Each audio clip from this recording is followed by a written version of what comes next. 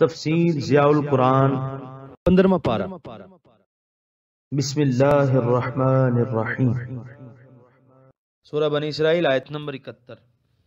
یوم ندعو کل اناس بامامہم فمن اوتی کتابہ بیمینہ فاولئک یقرؤون کتابہم ولا یظلمون فتیلا۔ ترجمہ: وہ دن جب ہم بلائیں گے تمام انسانوں کو ان کے پیشوا کے ساتھ، پس وہ شخص جس کو دیا گیا اس کا نامہ اعمال اس کے دائیں ہاتھ میں، تو یہ لوگ خوشی خوشی پڑھیں گے اپنا نامہ اعمال، اور ان پر ذرا برابر ظلم نہیں کیا جائے گا۔ سورہ بنی اسرائیل آیت نمبر 71 کی تفسیر۔ دنیا میں انسان کو جن فضائل و مکارم سے مشرف فرمایا گیا ہے، ان کے ذکر کے بعد اب ان واقعات کو بیان کیا جا رہا ہے جو روز محشر انسان کو پیش آئیں گے۔ لغت میں امام اس شخص کو کہا جاتا ہے جس کی پیروی کی جائے، خواہ وہ ہدایت پر ہو یا گمراہی پر، یعنی اہل حق کو ان کے انبیاء کے نام سے پکارا جائے گا، اے امت ابراہیم، اے امت موسیٰ، اور اہل باطل کو ان کے گمراہ پیشواؤں کے نام سے بلایا جائے گا، اے فرعونیوں، اے نمرودیوں، اے لینن کے پرستاروں وغیرہ۔ اہل حق کا صحیفہ عمل ان کے دائیں ہاتھ میں پکڑایا جائے گا، جو اس بات کی علامت ہوگی کہ یہ لوگ دار عمل سے کامیاب و کامران ہو کر آئے ہیں، اور ان کو ان کے تمام چھوٹے بڑے اعمال صالحہ کا پورا پورا اجر دیا جائے گا۔ سورہ بنی اسرائیل آیت نمبر 72۔ وَمَنْ كَانَ فِي هَذِهِ أَعْمَى فَهُوَ فِي الْآخِرَةِ أَعْمَى وَأَضَلُّ سَبِيلًا۔ ترجمہ: اور جو شخص بنا رہا اس دنیا میں اندھا، وہ آخرت میں بھی اندھا ہوگا اور بڑا گم کردہ راہ ہوگا۔ سورہ بنی اسرائیل آیت نمبر 72 کی تفسیر۔ جس نے اس دنیا میں حق کے نور کو نہ دیکھا، آفتاب ہدایت طلوع ہوا اور انہوں نے اپنی آنکھوں پر تعصب اور ہٹ دھرمی کی پٹی باندھ لی، انہیں جب حشر کے میدان میں لا کھڑا کیا جائے گا تو ان کے دل کی آنکھیں تو پہلے ہی نور بصیرت سے محروم تھیں، اب بطور سزا ان کی ظاہری آنکھیں بھی اندھی کر دی جائیں گی اور انہیں کچھ سجھائی نہ دے گا۔ سورہ بنی اسرائیل آیت نمبر 73۔ وَإِن كَادُوا لَيَفْتِنُونَكَ عَنِ الَّذِي أَوْحَيْنَا إِلَيْكَ لِتَفْتَرِيَ عَلَيْنَا غَيْرَهُ وَإِذًا لَاتَّخَذُوكَ خَلِيلًا۔ ترجمہ: اور انہوں نے پختہ ارادہ کیا کہ وہ آپ کو برگشتہ کر دیں اس کتاب سے جو ہم نے آپ کی طرف وحی کی ہے، تاکہ آپ بہتان باندھ کر منسوب کریں ہماری طرف اس کے علاوہ، تو اس صورت میں وہ آپ کو اپنا گہرا دوست بنا لیں گے۔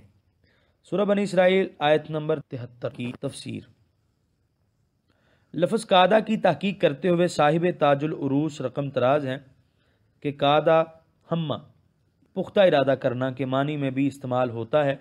نیز علامہ بدر الدین زرکشی نے سید شریف رضی کی کتاب الغرر سے اس کے متعدد معنی بیان کرتے ہوئے لکھا ہے کہ ارادہ یعنی قادہ کا معنی کسی کام کا ارادہ کرنا ہے۔ اس آیت میں قادو کا یہی تیسرا معنی زیادہ مناسب ہے، اس لیے میں نے اس کے مطابق ترجمہ کیا ہے۔ ان آیات کی جو تفسیر علامہ ابن کثیر نے کی ہے، اس کا ترجمہ ملاحظہ فرمائیے۔ ان آیات میں اللہ تعالیٰ اس امر کی خبر دے رہے ہیں کہ وہ خود اپنے محبوب رسول کا مؤید اور مددگار ہے، وہی راہ راست پر آپ کو ثبات بخشتا ہے، وہی ہر قسم کی غلطی سے آپ کو محفوظ رکھتا ہے، شریروں کی شرانگیزیوں اور بدکاروں کی بدکاریوں سے وہی حضور صلی اللہ علیہ وسلم کو سلامت رکھتا ہے۔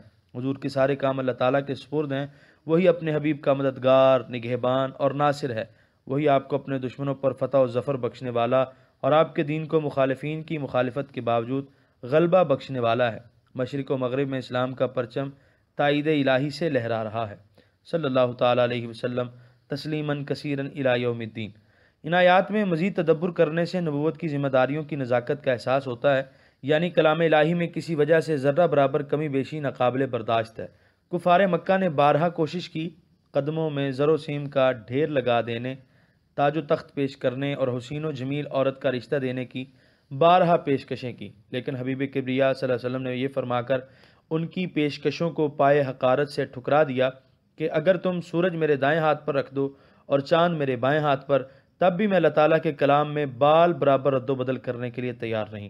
مجھے جس مقصد کے لیے مبعوث فرمایا گیا ہے اس کی تبلیغ میں سرگرم عمل رہوں گا، یہاں تک کہ میں اپنے مقصد میں کامیاب ہو جاؤں یا میری زندگی ختم ہو جائے۔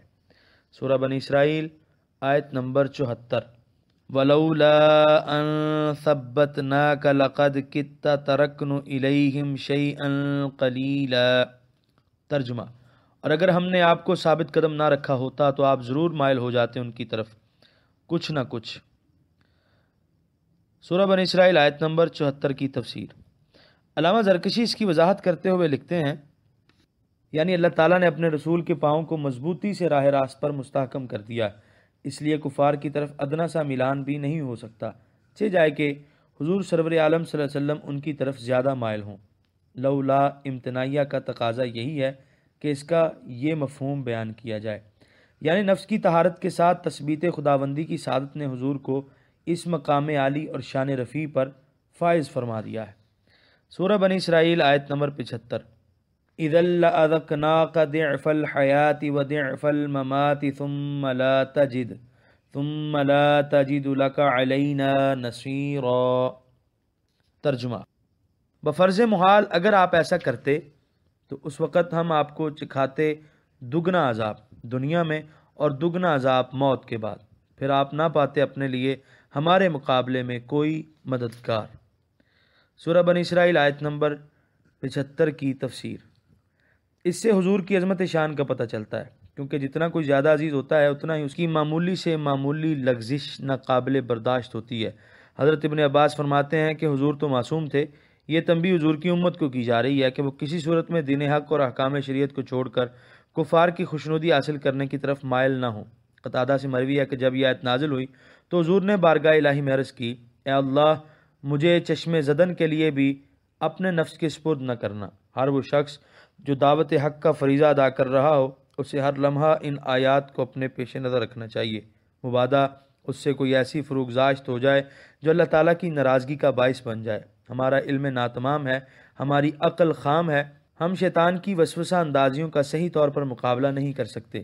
ہمارے لیے بچنے کا راستہ صرف یہی ہے کہ صدق دل سے اور عجز و نیاز سے اپنی بے بسی کا پورا اعتراف کرتے ہوئے ہر قدم پر بارگاہ الہی میں یہی التجا کریں، یا حی یا قیوم برحمتک استغیث۔ سورہ بنی اسرائیل آیت نمبر 76۔ وَإِن كَادُوا لَيَسْتَفِزُّونَكَ مِنَ الْأَرْضِ لِيُخْرِجُوكَ مِنْهَا وَإِذًا لَا يَلْبَثُونَ خِلَافَكَ إِلَّا قَلِيلًا۔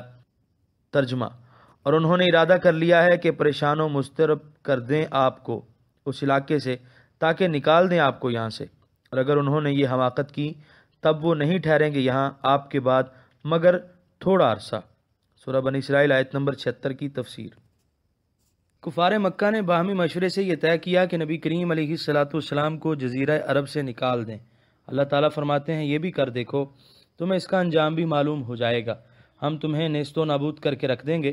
یہ تو اسی محبوب کا لحاظ ہے کہ تمہاری غلط کاریوں کے باوجود تم کو عذاب سے نجات ملی ہوئی ہے۔ جب سرزمین عرب سے یہ سراپا یمن و برکت ہستی تشریف لے جائے گی تو تمہیں جلد ہی کیفر کردار کو پہنچا دیا جائے گا۔ سورہ بنی اسرائیل آیت نمبر 77۔ سنت من قد ارسلنا قبلک من رسلنا ولا تجد لسنتنا تحویلا۔ ترجمہ: یہی ہمارا دستور ہے ان کے بارے میں جنہیں ہم نے بھیجا آپ سے پہلے رسول بنا کر، اور آپ نہیں پائیں گے ہمارے اس دستور میں کوئی رد و بدل۔ سورہ بنی اسرائیل آیت نمبر 77 کی تفسیر۔ ہمارا یہی دستور ہے کہ جب کوئی قوم اپنے نبی کو اذیت پہنچاتی ہے اور اس کو اپنے وطن سے چلے جانے پر مجبور کرتی ہے اور وہ نبی ان کے مظالم سے تنگ آ کر ہجرت کر جاتا ہے تو پھر عذاب الہی کے نزول میں کوئی دیر نہیں لگتی۔ یہ ہمارا ایسا دستور اور ایسی سنت ہے جس میں رد و بدل کی کوئی گنجائش نہیں۔ یہاں پر 15ویں پارے کا 8واں رکوع مکمل ہوا۔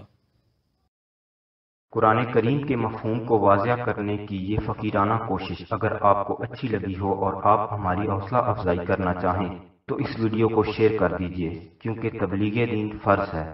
ہم نے اپنے حصے کا چراغ روشن کیا، دعا ہے کہ آپ بھی اپنے حصے کا کریں۔